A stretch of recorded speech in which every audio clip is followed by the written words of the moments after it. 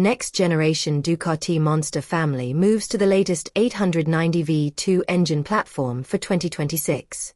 Ducati have launched a new Monster for 2026, moving the iconic naked roadster away from the previous 937 cubic centimeters Testastretta 11 degrees twin and onto the Bologna firm's latest 890 cubic centimeters V2 platform, already found in the mid-size Panigale, Streetfighter, and Multistrada packages.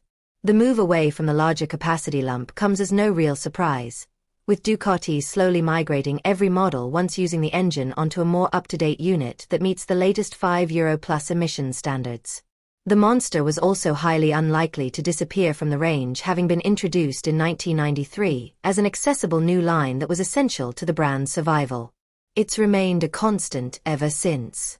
Following this latest announcement, the only bikes left to now make the leap away from the 937 are now the Desert X and Hypermotard 950. Unveils we are expecting to see in and around the EICMA trade show in Milan in early November. Back to the new Monster though, and the twin-cylinder motor produces a claimed 109.4 brake horsepower at 9,000 revolutions per minute, plus 67.2 lb-ft of torque at a road-friendly 7,250 revolutions per minute. Overall weight comes in at a claimed 175 kilograms without fuel, said to be 4 kilos less than the outgoing model. Power sits at just a smidge under the current model's 110 brake horsepower at 9,250 revolutions per minute. Not that you're likely to notice that.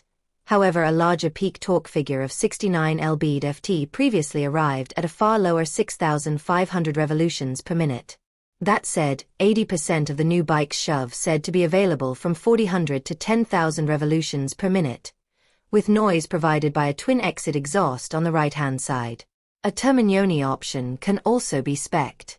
Available in Ducati Red or Iceberg White, it's due to arrive in European dealers from February 2026, priced from £11,995, with an A2 license version available for those well-heeled new riders.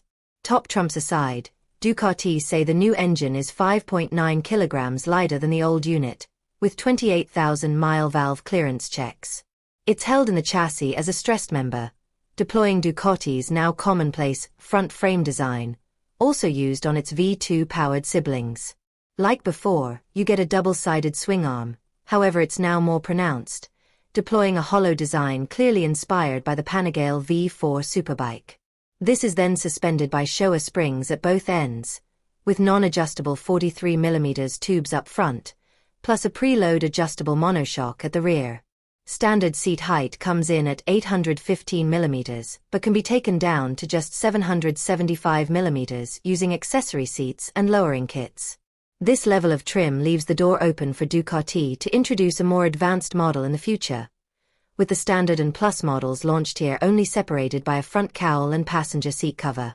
Trouble is, with the Streetfighter V2 also now sharing the same engine platform, it's likely a spicier Monster could also tread on their existing product lineup's toes. From there we come to the brakes, with Brembo taking care of the stopping power via dual 320mm front discs combined with M4.32 radially mounted front calipers.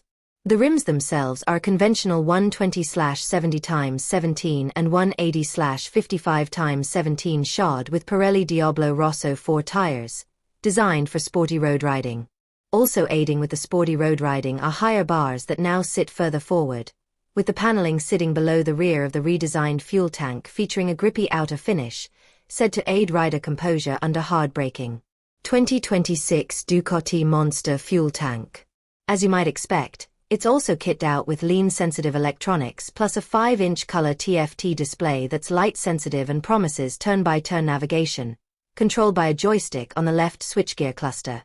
Thanks to a 6-axis IMU, you get traction control, wheelie control, engine braking control, and cornering ABS. The bikes spec'd in the photos also show cruise control, an up/down quickshifter, and heated grips. Traditionalists will be pleased to see the inclusion of a manual key rather than a fob, and you get 4 riding modes consisting of sport, road, urban, and wet.